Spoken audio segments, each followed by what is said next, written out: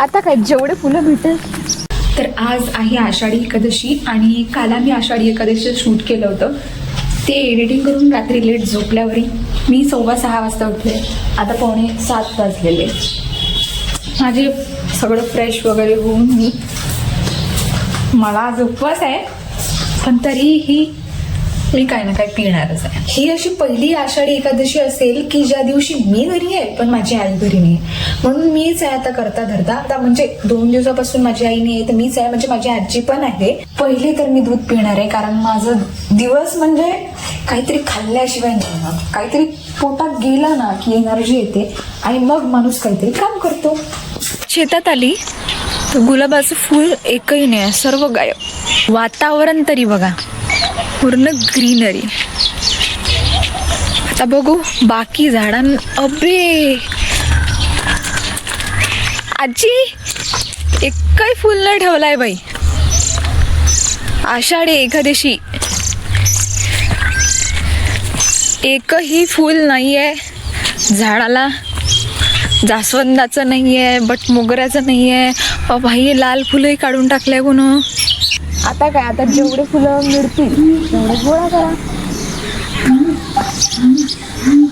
पाकळा. तुम्ही एकदा हा बॅकग्राऊंड साऊंड ऐका, म्हणजे ना सकाळ झाली आहे ही गोष्ट या वातावरणात फील होते.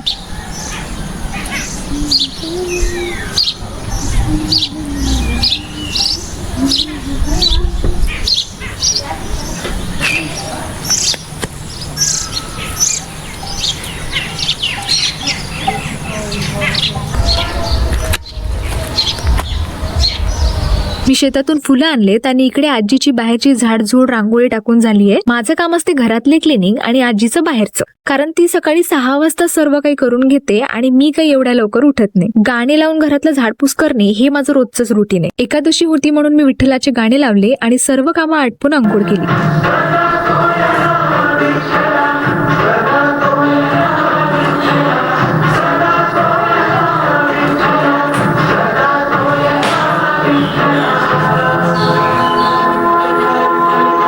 ज्या लोकांना वाटतं ना की जाळे केस किती मस्त असते यार, जाळे जाळे छान दिसतात, पण पहिली गोष्ट तर बिलकुलही मॅनेजेबल नाहीये. तुम्हाला जर कुठे अर्जंटमध्ये जायचं आणि तुम्ही विचार करता की 1 तासाआधी आपण धुऊया, काय कामाचं नाही, दिवसभर वाढतच नाही. पावसाळ्यात तर काही विषयच नाही आणि डोक्यावर भार तो वेगळीच गोष्ट. आणि त्यातल्या त्यातही तुमचे वेवी केस असतील ना तर तुमची वाट. आजीची पूजा चालू होती तोपर्यंत मी नाश्त्याची तयारी केली. आता ना जेव्हा आई घरी असते तेव्हा काहीच करावं वाटत नाही, सर्व गोष्टी अशा जीवावर येतात. पण ती घरी नसली की अशी आपोआपच एनर्जी येते. गरम आलूची छिलके काढायची ट्रिक आहे माझ्याकडे. असं चाकू किंवा कुठला फोर्क वगैरे काढायचा आणि बस इझिली काढायचं. तसंही थंड झाल्यावर होते, पण कसं एक सूल म्हणतात त्याला. आपल्या जी चूल असते किंवा रेमान किडा असतो जास्त वळवळ करत असतो.